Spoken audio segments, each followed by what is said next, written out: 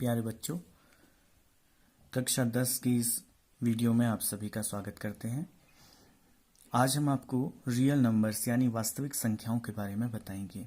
कल आपने प्राकृतिक संख्याओं के बारे में जाना। प्राकृतिक संख्याएं वे संख्याएं होती हैं जो 1 से शुरू होती हैं। 1, 2, 3, 4 इस तरह से ये इनफाइनाइट यानी अनंत की ओर को टेंड करती हैं। 1, 2, 3, 4 और ऐसे ही इनफाइनाइट तक चलती हैं। इन्हें हम कहते हैं प्राकृतिक संख्याएं। प्राकृतिक संख्या। फिर दूसरी चीज हमने देखी थी पूर्ण संख्या। पूर्ण संख्या क्या होती है? पूर्ण संख्या शुरू होती है 0 से और 1, 2, 3, 4, 5 इसी प्रकार अनंत की ओर को बढ़ती है। प्राकृतिक संख्या और पूर्ण संख्या में यह अंतर होता है कि पूर्ण संख्याओं में हम 0 को भी सम्मिलित कर लेते हैं। तीसरी आपने देखी थी पूर्णांक संख्या। पूर्णांक संख्या, इसको हम इंटीजर भी बोलते हैं। देखिए, पूर्णांक संख्या ऐसी संख्याएं होती हैं जब हम ऋणात्मक संख्याओं को संख्या रेखा नंबर लाइन पर आप देखते हैं 0, 1, 2, 3 इस प्रकार ये अनंत की ओर को बढ़ी।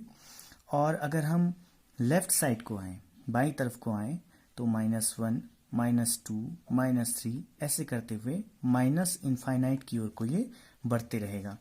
तो ये होती हैं पूर्णांक संख्याएं। यानी पूर्णांक संख्याएं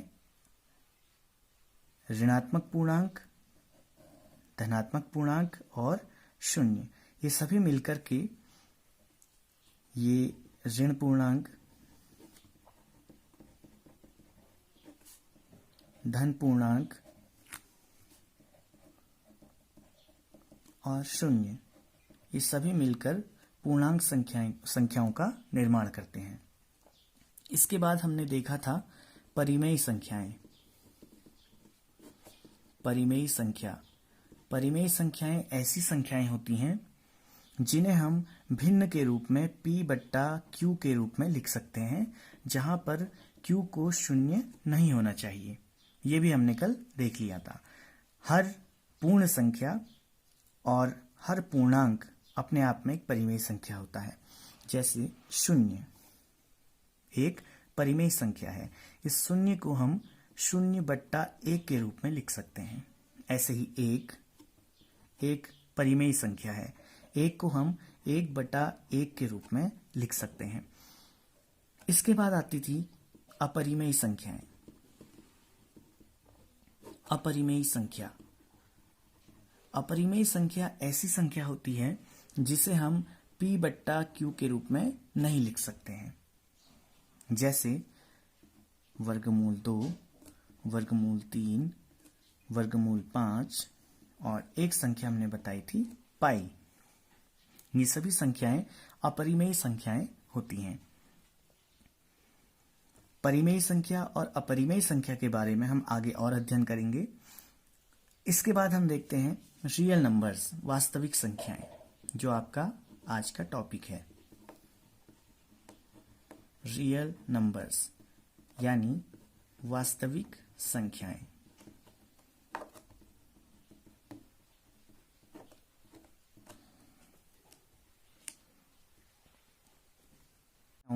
का संग्रह कर लेते हैं। यानी परिमेय संख्या और अपरिमेय संख्या मिलकर वास्तविक संख्याओं का निर्माण करती हैं। यानी इस संख्या रेखा पर, ये एक संख्या रेखा है, इस संख्या रेखा में यहां पर 0 होता है, इधर को धनात्मक पूर्णांक, ये आगे को बढ़ता रहेगा। ऐसे ही इधर को ऋणात्मक पूर्णांक। तो इस संख्या रेखा पर हम जितनी भी संख्याओं को लिख सकते हैं या दर्शा सकते हैं, वे सारी संख्याएं वास्तविक संख्याएं कहलाती हैं। यूक्लिड विभाजन प्रमेयिका रियल नंबर्स का अगला टॉपिक है। यूक्लिड विभाजन प्रमेयिका। प्रमेयिका को अंग्रेजी में लेमा भी कहते हैं। यूक्लिड विभाजन प्रमेयिका सबसे पहले प्रमेयिका को समझते हैं। प्रमेयिका यानी एक ऐसा सिद्ध कथन जिसे हम किसी अन्य कथन को सिद्ध करने के लिए प्रयोग में लाते हैं। यूक्लिड विभाजन प्रमेयिका के अंतर्गत आइए देखते हैं। सर्वप्रथम हम कोई भी दो धनात्मक पूर्णांक यानी पॉजिटिव इंटीजर्स लेंगे। धनात्मक पूर्णांक यानी कि ऐसे पूर्णांक जो संख्या रेखा में, यह आपकी संख्या रेखा थी, यहां पर 0 है। संख्या रेखा से दाईं ओर को आने वाले जितने भी पूर्णांक होंगे उन्हें धनात्मक पूर्णांक कहेंगे, यानी 1, 2, 3 और इस प्रकार ये अनंत तक चलता रहा। तो यूक्लिड विभाजन प्रमेयिका में अगर हम दो पूर्णांक लेते हैं, एक पूर्णांक हमने लिया 26 एंड नेक्स्ट इज 5, हमने ये दो धनात्मक पूर्णांक लिए हैं। तो यूक्लिड विभाजन प्रमेयिका कहती है कि यदि हम दो धनात्मक पूर्णांक लें जिसमें कि एक पूर्णांक का मान दूसरे के मान से ज्यादा हो, यानी 26 का मान 5 से ज्यादा है, तो अब अगर हम 5 से 26 में डिवाइड करें, भाग दें, तो ये जाता है 5 × 25 और शेषफल हमें मिला 1।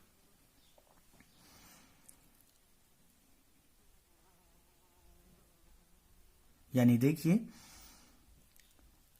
भाजक हमारा है 5, भाज्य है 26, भागफल है 5, ये वाला 5। ये आपका भागफल है, ये भाजक है और ये आपका शेषफल, यानी शेषफल आपका आया 1। तो अब हम इस 26 को किस प्रकार लिख सकते हैं, आइए देखें। 26 को हम लिख सकते हैं 26 बराबर 5 × 5, 5 × 5 धन 1, यानी 26 को हम इस प्रकार लिख सकते हैं 5 × 5 = 25 धन 1 26, यानी हम भाज्य लिख सकते हैं भाज्य बराबर भाजक गुणा भागफल धन शेषफल। यही विभाजन प्रमेयिका है, यूक्लिड की विभाजन प्रमेयिका है। भाज्य बराबर भाजक गुणा भागफल धन शेषफल,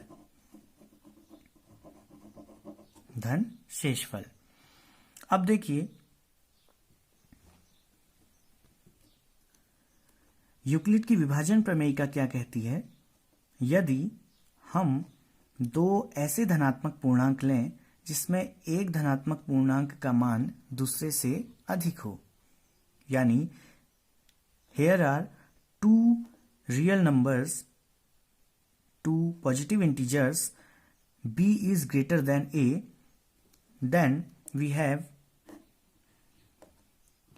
a b, यानी जब हम a से b को भाग करते हैं तो हमें कोई ऐसा क्वोशिएंट मिलता है, ऐसा भागफल मिलता है और ऐसा शेषफल मिलता है कि शेषफल का मान r या तो 0 के बराबर होगा,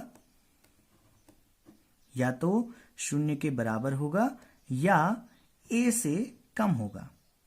यानी हमने दो पॉजिटिव इंटीजर्स लिए, दो धनात्मक पूर्णांक लिए, जिसमें a का भाग b संख्या बड़ी है, a संख्या छोटी है। तो a का भाग अगर हम b में देते हैं तो हमारे पास एक भागफल आता है और एक शेषफल आता है। तो जो शेषफल है वो शेषफल या तो 0 होगा या 0 से ज्यादा होगा और हमेशा a से कम होगा, यानी भाजक से कम होगा। इसे ही हम यूक्लिड की विभाजन प्रमेयिका कहते हैं।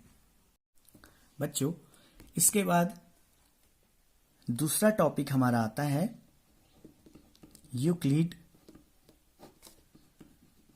विभाजन एल्गोरिथम।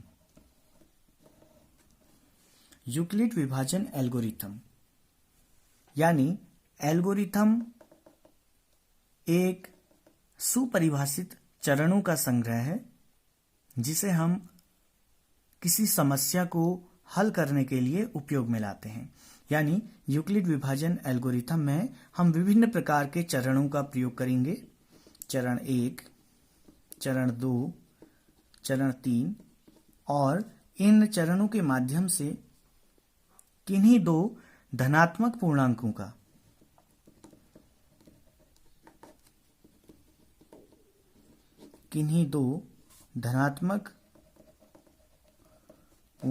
का मॉसप यानी HCF हाईएस्ट कॉमन फैक्टर को हम फाइंड करते हैं। यूक्लिड विभाजन एल्गोरिथम द्वारा हम किन्हीं दो धनात्मक पूर्णांकों का मॉसप ज्ञात करते हैं। आइए देखते हैं कैसे।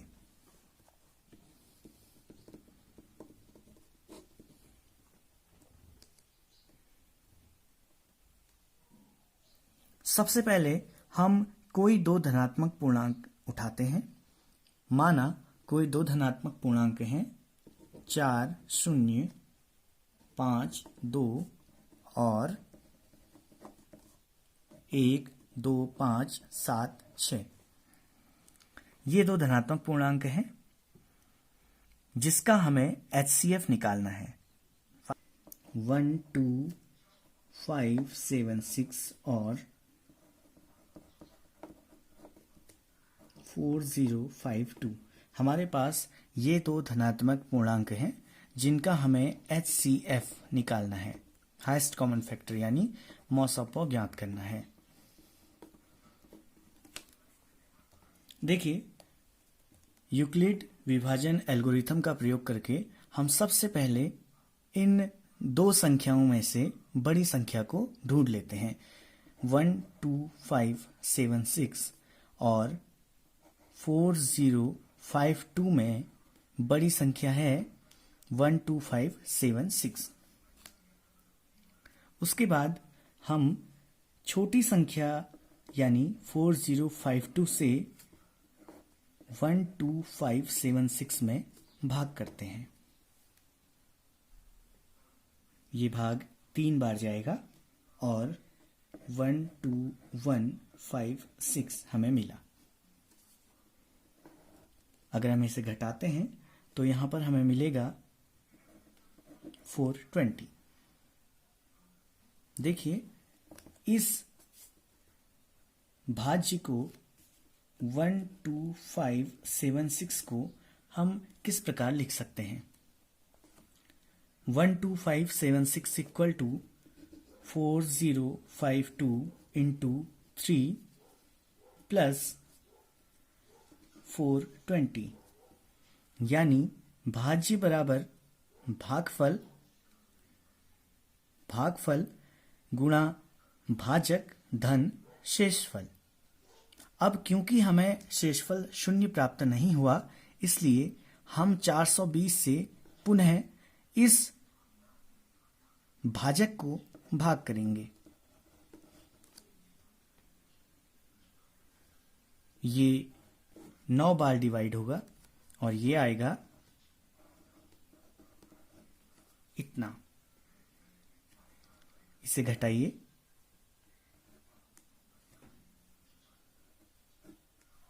272। अब हम देखते हैं फिर से शेषफल 0 नहीं आया और ये जो भाज्य है इसे हम लिख सकते हैं 420 गुणा 9 धन 272 यानी शेषफल फिर से 0 नहीं आया। तो फिर हम भाग करेंगे इस 272 का इस 420 में। ये एक बार भाग जाएगा और ये हमें मिलेगा शेषफल में 148। यानी इस 420 को हम लिख सकते हैं 272 इंटू 1 प्लस 148। फिर से शेषफल शून्य नहीं है, तो फिर से इस शेषफल का भाग देंगे 272 में। ये एक बार जाएगा और हमें मिलेगा 148। इसको हम सब्सट्रैक्ट करेंगे तो ये आएगा 124। यानी इस 272 को हम लिख सकते हैं 148 इंटू 1 प्लस 124। क्योंकि फिर से रिमाइंडर जो है वो शून्य नहीं आया, तो फिर से 124 का भाग 148 में देंगे।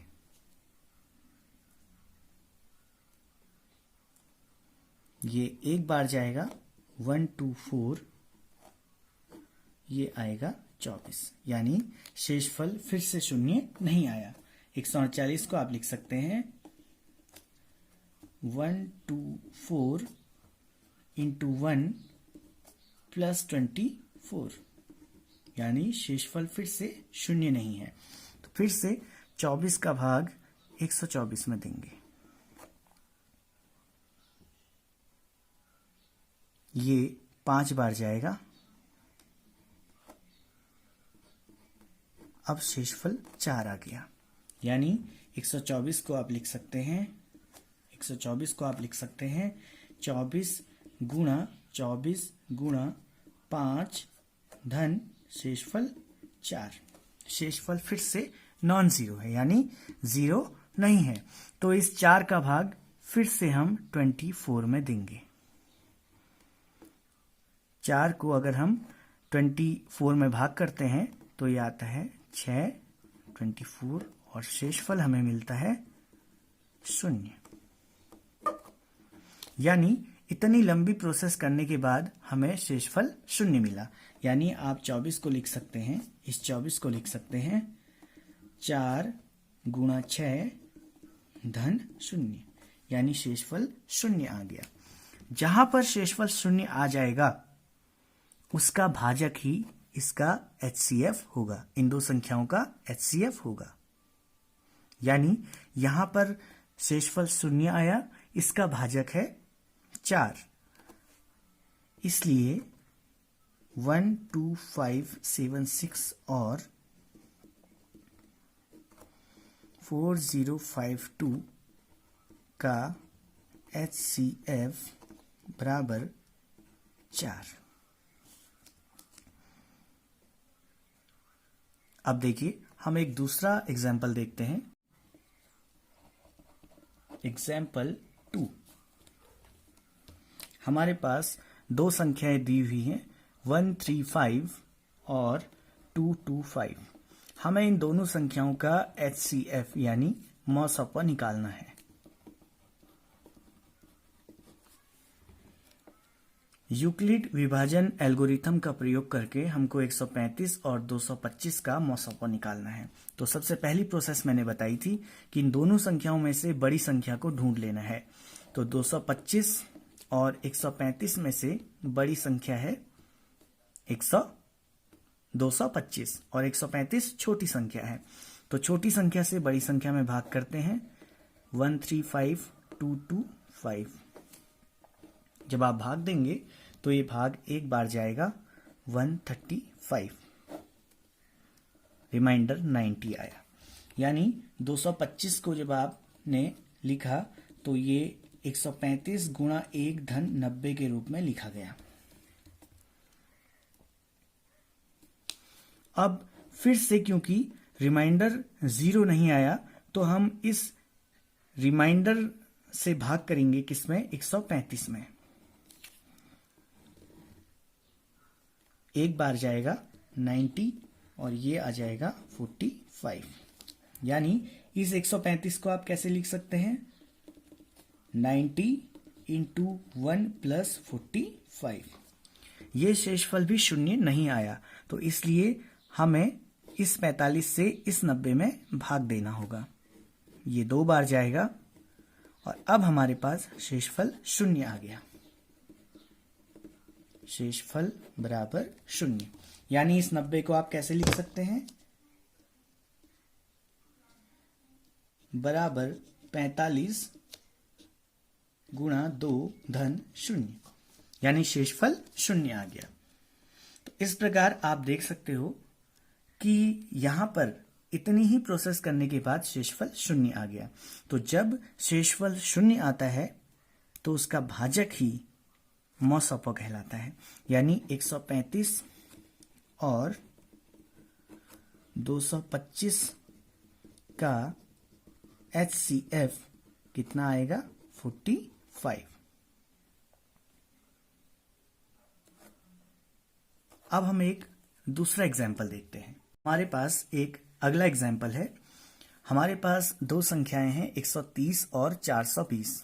हमें इन दोनों संख्याओं का HCF यानी मॉसॉपॉ निकालना है यूक्लिड विभाजन एल्गोरिथम का प्रयोग करके।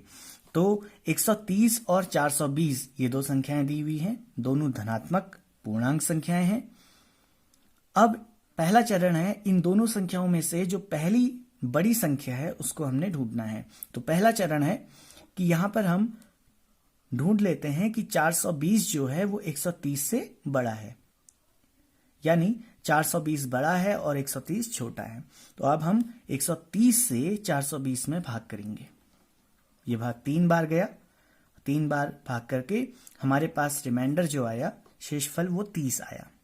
यानी इस 420 को आप कैसे लिख सकते हैं? 130 गुणा 3 धन 30, 130 गुणा 3 धन 30, यानी शेषफल 0 नहीं आया। तो अब हम क्या करेंगे? इस रिमाइंडर यानी शेषफल से इस 130 को फिर से भाग करेंगे। याद रखिएगा, इस शेषफल से इस भाजक को भाग करेंगे। 30 से 130 को भाग करेंगे, 4 बार भाग गया 120, यानी फिर से शेषफल 10 आ गया। यानी फिर से आप कह सकते हैं कि शेषफल 0 नहीं आया। यानी 130 को आप कैसे लिखोगे? 30 धन 4 धन 30 गुणा 4, यानी 30 गुणा 4 धन 10। इसके बाद क्योंकि शेषफल 0 नहीं आया तो फिर से हम इस 10 से भाग करेंगे इस 30 को। 10 से 30 को भाग किया तो ये 10 3 बार गया, 10 3 30 और शेषफल हमारे पास 0 आ गया। यानी इस 30 को आप किस प्रकार लिख सकते हैं? 30 को आप लिख सकते हैं 10 गुणा 3, 10 गुणा 3 धन 0, यानी शेषफल 0। तो जब शेषफल 0 आता है, उस भाग का जो भाजक होता है वही HCF यानी मॉसॉपॉ कहलाता है। तो यहां पर 0 आया तो इसका जो भाजक है वो 10 है, तो इसका HCF 10 आ गया। आई होप कि आपको ये क्वेश्चन समझ में आया होगा। इसको एक बार फिर से देखिए।